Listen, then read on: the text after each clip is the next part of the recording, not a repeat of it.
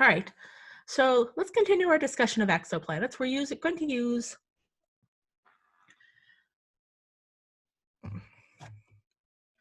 going to look at photometric methods. So we're using the star's light.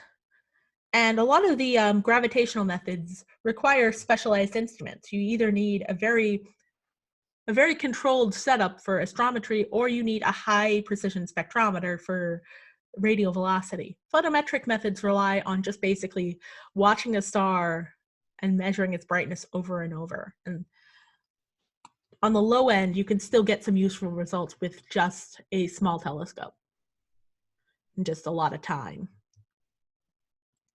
So let's start with another successful method for finding planets, which is transiting planets. So a small percentage of planets will transit their star as seen from Earth. That means that they will pass, the system is aligned so that planet passes in front of the star once in orbit. Since planet orientations are all random, we won't see every system, but we'll see a random sampling of systems. Now, how we detect this is we can't see the star, the planet. We measure how bright the star is. And if the planet is in front of it, its brightness will drop by a bit. A Jupiter-sized planet is about 1/10 the radius of a sun-sized star. So Jupiter in front of the sun would drop the sun's brightness by a factor of about 1%. Now, that means we know the planet's size, at least in relative to the star. And if we time the transits, we know how fast the planet orbits. Now, if we have the star size and the star mass and the orbital period, we can estimate the orbital radius. Well, if we have the star mass and the orbital period, we can estimate the radius, and we can kind of confirm what's going on with how long the transit takes. So in visible light, we're looking at the night side of the planet. Planet should be dark during primary transit. So the relative depth of the transit, the change in luminosity over the total luminosity, is proportional to the radius of the planet over the radius of the star squared. We're assuming they're both spheres, and we're assuming the star is evenly lit. And if you want to get a more precise measurement, you can model whether or not the edge of the star is dimmer than the rest of the star. So now but what we can see with some systems is we can also see the planet going behind the star. So we're half an orbit later, and now we're seeing the day side of the planet. And you can do this both in visible and infrared. In visible light, you are seeing a lit planet going behind the star. So you see so you can model, so that is proportional to not just the planet size, but the planet albedo, which is cool. That means if we observe both primary and secondary transit, we can measure the planet's albedo. Now in infrared, it depends on the temperature of the planet. We're seeing basically the thermal glow of the planet rather than the reflected light mostly. So we can measure the transit depth, and then we'll get the brightness, the brightness of the planet, which if we assume it's a black body, we can measure a temperature. You can also do a primitive form of spectroscopy by doing this at different wavelengths to approximate, what is the albedo at different wavelengths, what is the brightness temperature at different wavelengths, all fun stuff. Now, with radial velocity, as long as the planet's not face on like that, you can see some towards and away motion. But for transits, the alignment has to be pretty precise.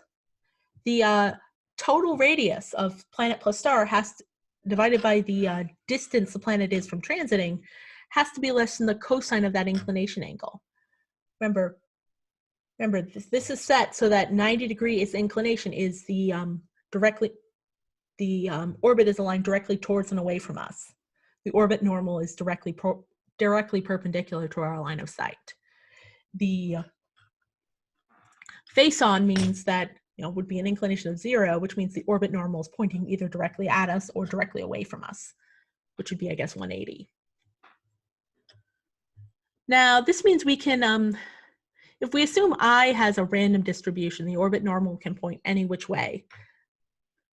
So we assume that orbit normal is just randomly distributed around a sphere and do a probability function. What we end up getting, and the planet's longitude of periaps is also randomly oriented relative to the orbit normal. So we might see the planet at periaps, we might see it at apoaps. What we end up doing to get in, once you integrate over those probabilities, is the probability of transit is proportional to the sum of the radii divided by a 1 minus e squared. And the 1 minus e squared is again helping us with the fact that planets are more likely to be found at apoaps than periaps, especially if they're on eccentric orbits. The key there is we're more likely to detect a transit in a system if it's close to its star and if either the star or the planet is big. Now, if the star is big, that means the depth of the transit's a problem. We're also, it seems like, more likely to detect the eccentric planets, and probably near their periaps. Now, we can estimate the planet's orbital eccentricity based on how fast the transit occurs. Because remember, we can get the semi-major axis of this planet from its period and the star's mass. So if we make some approximation about how long it takes the planet to cross the star, and we think we know how big the star is, and we know how big the planet is from once we assume a size for the star, we can make an estimate of, okay, how fast is this planet moving relative to its orbital speed? Where is it in its orbit? And so we can measure the time of the transit, which is in the equation below, where our star and our planet are radii of the star and the planet. A is our semi-major axis. E is the eccentricity, and pomega is the longitude of pericenter. Now, if you have a perfect two-body system, sun and a planet, or star and a planet, we're following Kepler's laws. The planet's transit will be like you could set your clock by it. But if we're dealing with Newtonian physics and you have another planet, that planet is exerting a gravitational tug on the first planet and the star.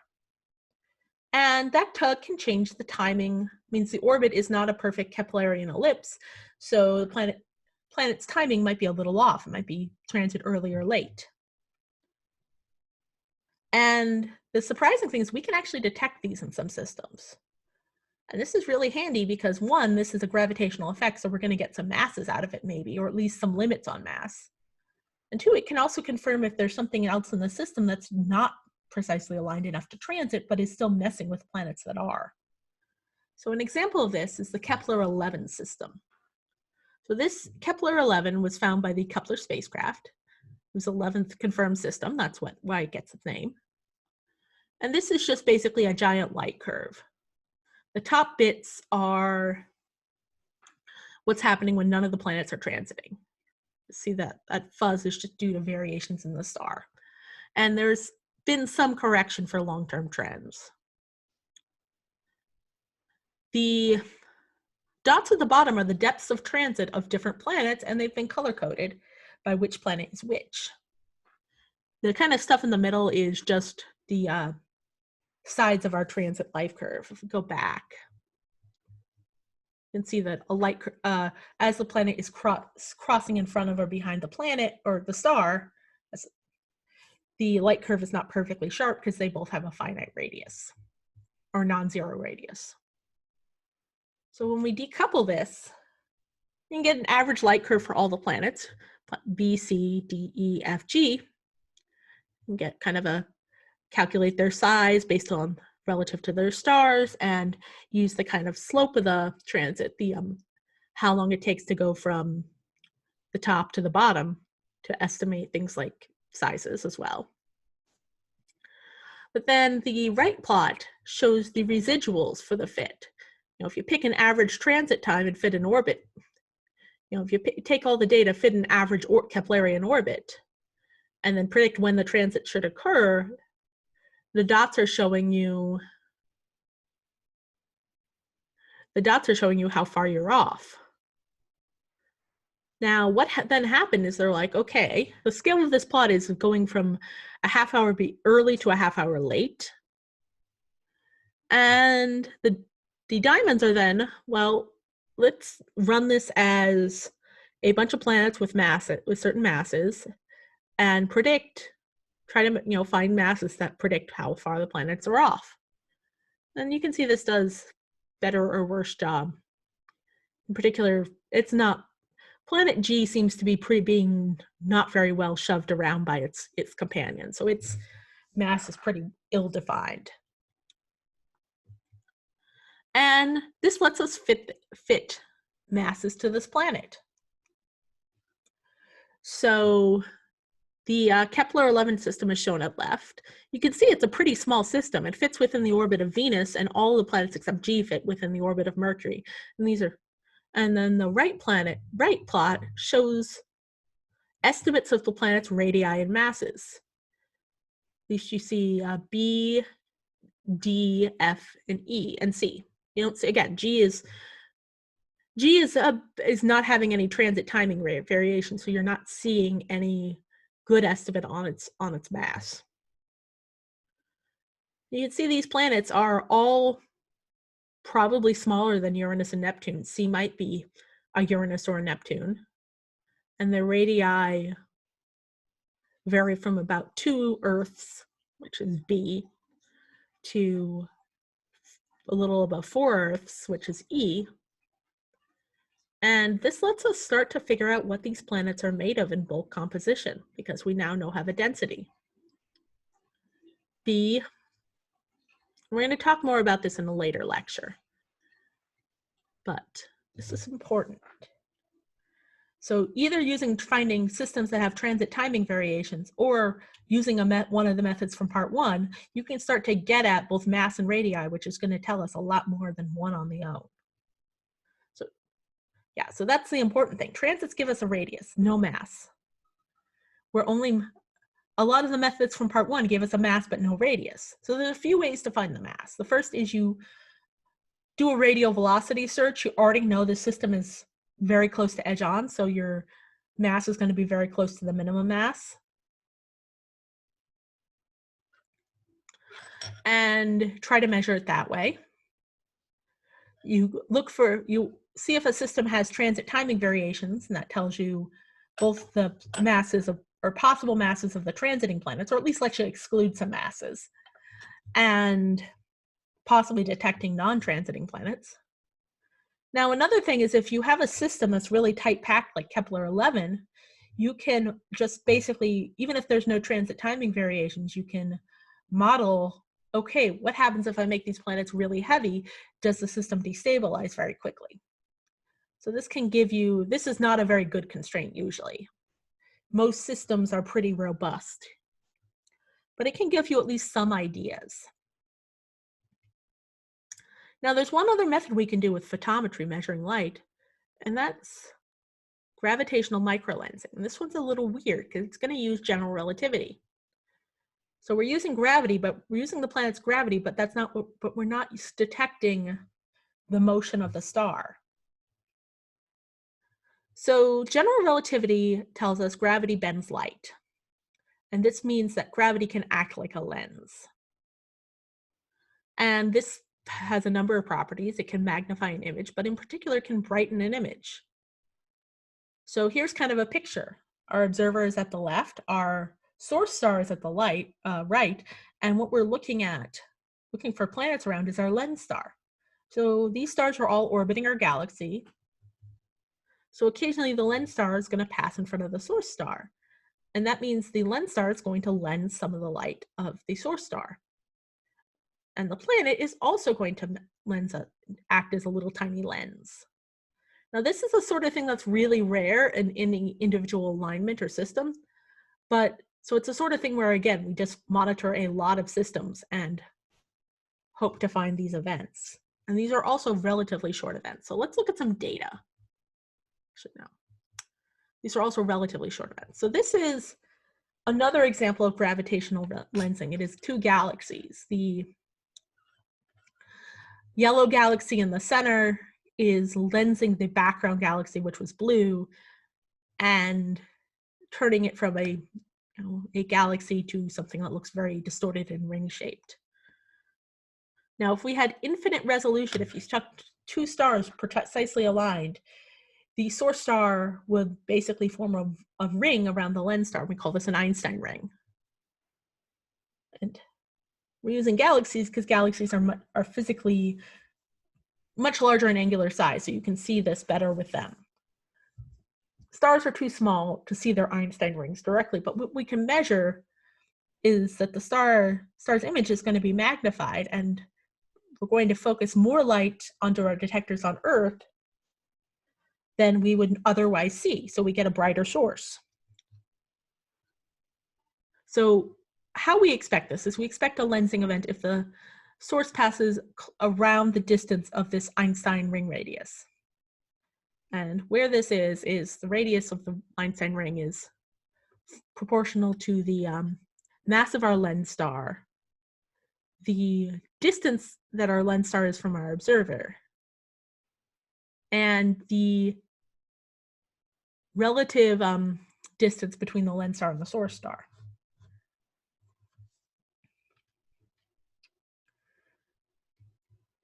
So this is what one of the events might look like. So this is from Bolio et al. 2006, and the planet is called Ogle 2005 BLG 390LB. Ogle is a survey that looks for gravitational lensing events. So over a period of maybe 50 days or so, we have our lens star passing in front of our source star. And you can see the star brightens by a factor, or that we see a magnification of a factor of 3, which we're converting from star brightness. And this event happens over days. Now the planet is that little tick mark kind of at day 10 after July 30th or July 31st, 2005, where it suddenly brightens and dims over a period of maybe 12 hours or so. Now from this is what you can fit. So this planet's about 7 times 10 to the 5th the mass of its primary star. It's located at 1.61 times the Einstein ring radius. And if we then observe the star, we can make some estimates about what we think its mass, and its mass is based on like its spectral type. So those are photometric methods, and some of the advantages of them is that while they tend to rely on very specific events like transits meaning you have to have the system precise, you need precise alignments for both of them. Just with gravitational lensing, you're looking at alignment between two different star systems at two different distances, and transits, you're looking at the alignment of a one star system relative to the Earth.